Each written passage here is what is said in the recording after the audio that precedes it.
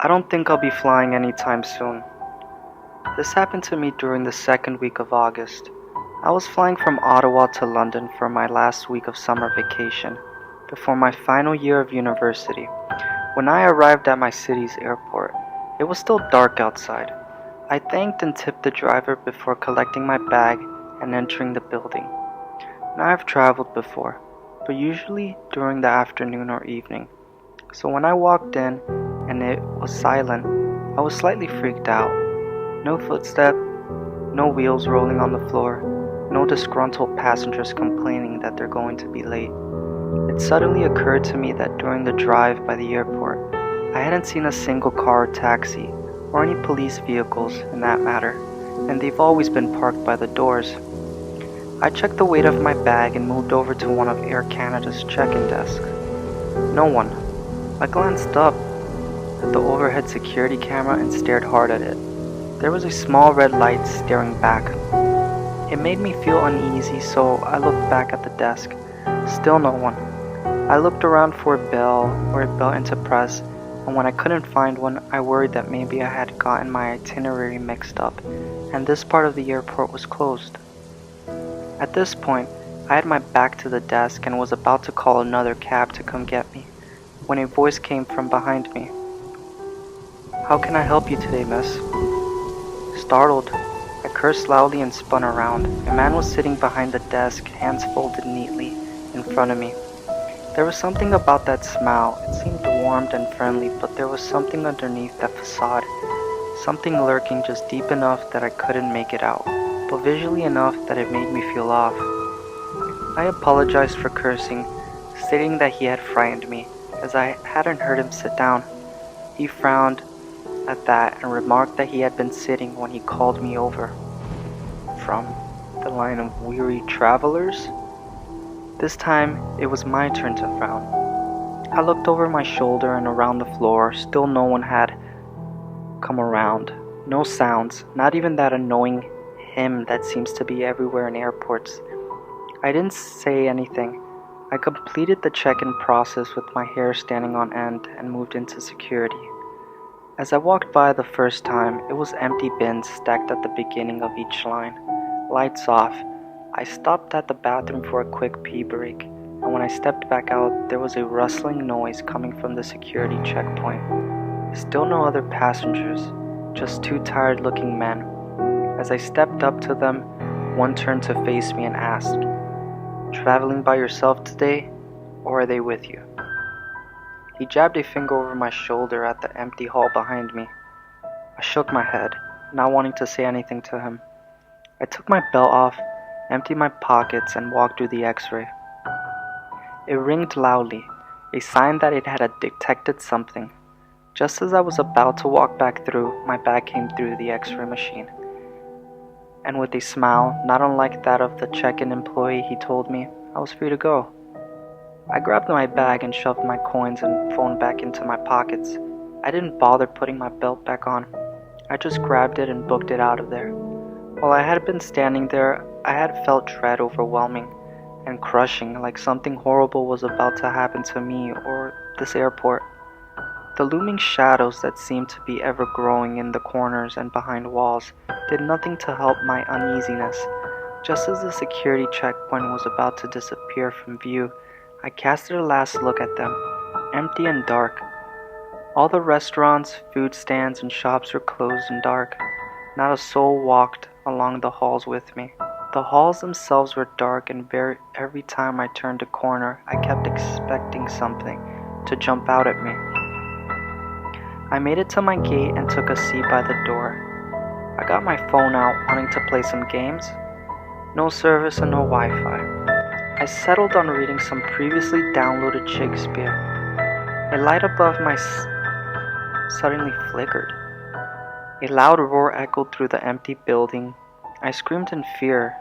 Something had just blown air against my neck. I spun around. A little boy sat behind me with a crooked smile. "Hi," he waved. I asked him, "Where's his parents?" And when I did, he got this faraway look in his eyes and ran away. I jumped to my feet and ran after him. He turned a corner laughing. Maybe 3 seconds later, I also turned the same corner. There were two figures dressed in black robes standing in the middle of the hall. The boy was nowhere to be seen. The moment my eyes settled on the figures, I felt my chest tighten and my head flare up with pain, squinching my eyes shut. I pressed my hands against the wall as I suddenly felt as though I was about to pass out. Everything was swimming, my vision was going too blurry, and there was words being spoken, but it sounded like they were coming from above, and I was underwater. The two figures had turned to me, and the space around their faces cleared. Two skulls, two pale white skulls staring at me, with black holes where their eyes had been.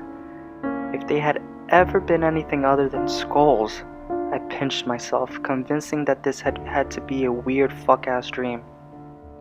I pinched until I drew blood, and then held on a few seconds longer. They continued to stare at me. Then one took a step forward, his skull tilting down so I could look at him. I fell to the floor, sprawled out on the cold tile. I watched through tears as he bended over me. The other one was walking up. I could hear the click of bone on tile. Their skulls appeared in my field of vision, and they reached out to me with bony fingers as one hand grabbed my shoulder, bones digging into my skin and hauling me to my feet. I screamed as loud as I could. The two figures seemed to jump back from me, the gripping loosening on my shoulder. I ripped myself free from it and turned around.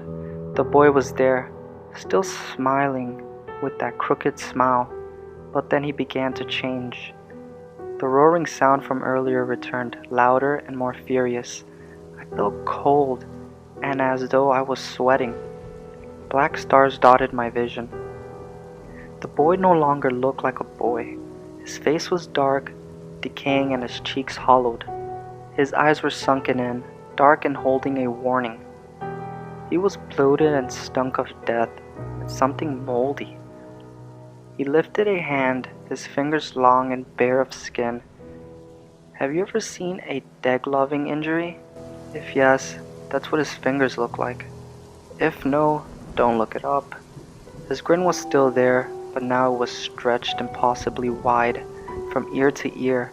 His mouth opened wider to reveal 2 rows of jagged, bloody, non-human teeth. Bloody trickled from cracked skin at the corners of his mouth. A forked tongue snaked out to greet me as he hissed, "Hi." It wasn't the cheerful voice I first heard.